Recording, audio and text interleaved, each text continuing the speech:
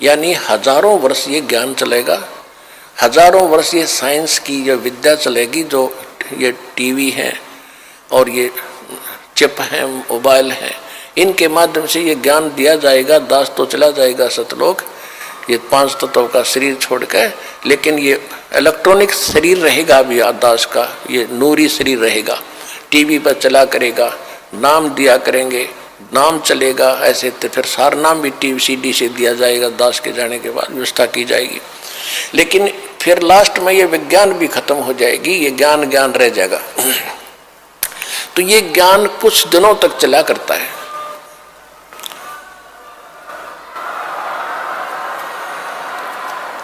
तो ये ज्ञान फिर बहुत दिनों तक सुख का सांस लेगा परमात्मा के बच्चे।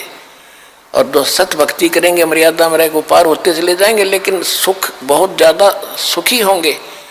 या माया की हवस खत्म होगी और इतनी भक्ति कर लेंगे, इनको परमात्मा आपको सारी सुविधा उपलब्ध कराया करेगा। जैसे दास बार बार आपको कथा सुनाता है कि जिस समय परमात्मा के नाम से झूठी चिट्ठी लिख दी थी कबीर जी के नाम से, और 18 लाख प्राणी साधु संत आगे थे। वो साधु संत कौन थे? घर छोड़कर जंगलों में अपने गुरुओं के पास भक्ति के लिए, भगवान के लिए भटक रहे थे। वो उनकी विशेष प्यारी आत्मा थी। अब वहां उन 18 लाख को 3 दिन तक झोंपड़ी में बैठे गरीब जुलाई ने, वो तो भगवान थे, लीला कर रहे थे, 3 दिन तक उनको वो भोजन खिलाया जो कभी सुना भी नहीं था उन महापुरुषों ने, भक्तों ने, साधुओं ने। और सोना की मोहर दी और दोहर दी और छक्के हलवा पूड़ी कचौड़ी जलेबी छक खाओ, छह बखाओ, दिन में भूखे मरे थे, निरे बुगड़े खानिए थे होते। तो उनके लिए जब ये लीला कर दी, पृथ्वी का को माल भी नहीं था, सतलोक से ला दिया जाता ने। तो आने वाले समय में जैसे जनसंख्या बढ़ रही है, 100 वर्ष के बाद क्या खाएंगे ये, अगर ये माहौल नहीं बदलाते? फिर भगवान व्यवस्था करेगा।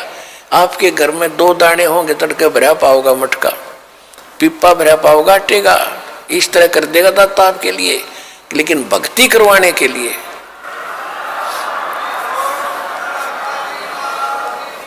ये उनकी करेगा जो भक्ति करेंगे, और जो बकवाद चाहोगे वो अपना करते रहियो।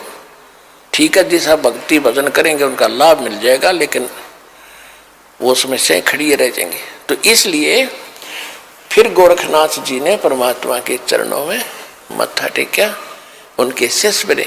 अब देखो कितनी बढ़िया धोखा होता हमारे साथ। अब जो इस भक्ति को करके और पार हुए नहीं, देख कितना बड़ा बखेड़ा होगा उनकी जान में। कोई तो जाएगा, जैसे पूरी साधना करते हो आप, प्रथम मंत्र में गणेश जी का, विष्णु जी, लक्ष्मी का, ब्रह्मा जी, सावित्री जी का, शंकर भगवान, पार्वती का, दुर्गा जी के, ये सब नाम जाप करते हो। जो पार नहीं हुए, फिर ये आप अपने इस पुण्य की कमाई इनके लोकों में जाकर बहुत अच्छी सुविधाएं प्राप्त करके वहाँ ठाठ से देवता बनकर रहोगे। लेकिन बैंक बैलेंस भक्ति का आपका खत्म होगा। जब वहां से खत्म हो गए, फिर ओम नाम का जाप जो सतनाम के साथ आपने जाप किया वो ब्रह्म का बन जाता है। फिर ब्रह्मलोक में जाओगे, ब्रह्मलोक में हजारों युगों तक रहोगे, इतनी गजब की कमाई हो जाएगी आपकी। ब्रह्मलोक में जब पूंजी खत्म हो जाएगी, फिर आपको पृथ्वी पर पटकेंगे, पृथ्वी पर राजा बन जाओगे। कुछ सिद्ध बन जाते हैं जैसे गोरखनाथ जैसे, और फिर दुनिया में प्रसिद्ध हो जाते हैं। कर्म बिगड़ते बिगड़ते ऐसे बिगड़ जाएंगे, फिर गधे बन जाएंगे। और फिर कभी इसी युग में, ये प्राइम टाइम जो चल रहा है, 5505 वर्ष को युग बीत चुका है, उसके बाद ही दाव लगेगा। तो इस करके सावधान रहना, इस भक्ति मार्ग में विचलित ना होना।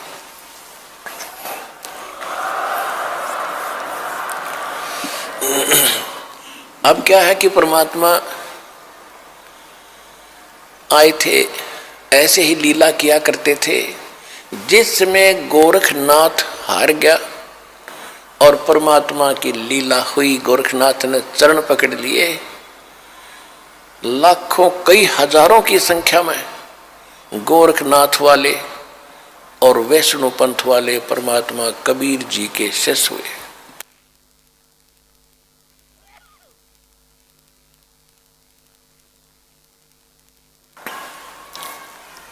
पुण्यात्माओं, हमने परमात्मा की महिमा लीला कैसे भगवान माने थे, जैसे श्री कृष्ण जी ने, श्री कृष्ण और अर्जुन ने एक वेश बदलकर साधु संत का रूप बनाकर मोर ध्वज राजा के घर गए थे, जिस दिन वो अपने पुत्र को ताम्र ध्वज को राज तिलक करना चाहता था, और उसके उपलक्ष्य में उसने एक साधु संतों को आमंत्रित कर रखा था। एक यज्ञ का अनुष्ठान था। उस यज्ञ के अंदर एक कंडीशन होती थी कि जो साधु संत खाने को मांगे वो देना पड़ेगा, नहीं तो यज्ञ नहीं मानी जाएगी।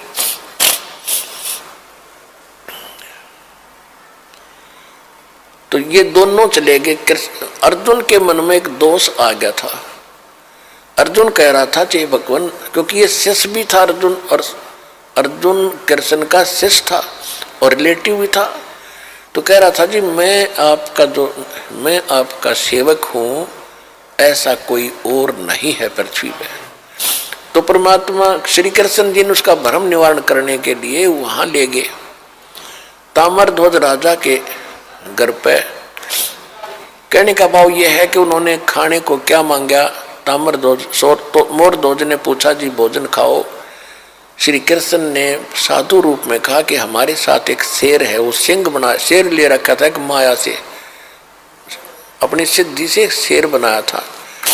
और पुण्यात्माओं कहते हैं रामकृष्ण सतगुरु सहजादे ये परमात्मा की पुण्यात्मा है। कृष्ण और राम ये इसी समय भक्ति करके ये रह गए थे अनजान, और ये बन ठगे काल के, ये पुण्यात्माओं में से इनको जन्म दे दिया। अब इनकी रक्षा भी भगवान ही करता है। जब श्री कृष्ण जी ने वो माया रूपी शेर बनाया तो परमात्मा स्वयं आगे शेर रूप धारण करके कि इनकी काम बिगड़ेगा और ये गलती करेंगे और ये बेइज्जती होगी भगवान की, मेरी होगी। तो वहां जाकर उन्होंने क्या किया कि राजा ने पूछा जी क्या खाओगे भोजन। कृष्ण जी बोले कि पहले मेरे शेर को खिलाओ, फिर मैं बाद में खाया करूं। और मेरा शेर मांस बकरे का नहीं खाएगा, पशु का नहीं खाता, ये मनुष्य का खाता है, नरभक्षी है। और मनुष्य का भी सुन ले, किसी पल्लेदार को मत पकड़ लाना, आपके परिवार के घर के सदस्य का एक का मांस खाएगा, तब हम भोजन करेंगे। अब कहने का भाव यह है, इसको ज्यादा ना बढ़ाएं। आखिर में ताम्र ध्वज को चीरने का आदेश मिल गया। बीचों बीच ताम्र ध्वज को चीर दिया, फिर उसको जीवित कर दिया, मर गया था। और इस कारण से कृष्ण जी को भगवान मान लिया।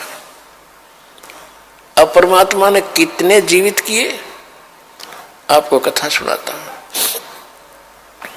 एक सम्मन नाम का मनियार था, बहुत ही निर्धन गरीब थे। दोनों पति पत्नी, उसकी पत्नी का नाम नेकी था, और दोनों पति पत्नी परमात्मा के शिष्य हो गए थे, कबीर भगवान के ज्ञान से परिचित हो गए थे। एक उनका लड़का था 10-12 वर्ष का, उसका नाम सेऊ था। सेऊ, शिव कहते हैं उसे, सेऊ कहा करते उसको। तो तीनों के तीनों भगवान के ज्ञान में खूब रंगे हुए थे, और जहां भी वो जाते थे सम्मन और नेकी पति पत्नी चूड़ियां पहनने के लिए गांव नगर में, तो वहां परमात्मा कबीर जी की चर्चा करया करते थे कि हमारे गुरुजी इतने सक्षम है, हमारे गुरुजी इतने सक्षम है। ऐसे सिकंदर लोधी की जलन का रोग ठीक कर दिया, एक गऊ काट दी थी सिकंदर लोधी ने, वो जीवित कर दी। तो औरतें सुनती थी लेकिन मन में दोष रखती थी कि ये बेकार रखे गरीब आदमी, ऐसे कभी हो सकता है? अगर ऐसा होता तो ये होता वो होता, मतलब मन में अंदर दोष रखती थी, सुन अवश्य लेती थी। एक दिन क्या हुआ कि कबीर परमात्मा जी उनके घर चले गए अचानक।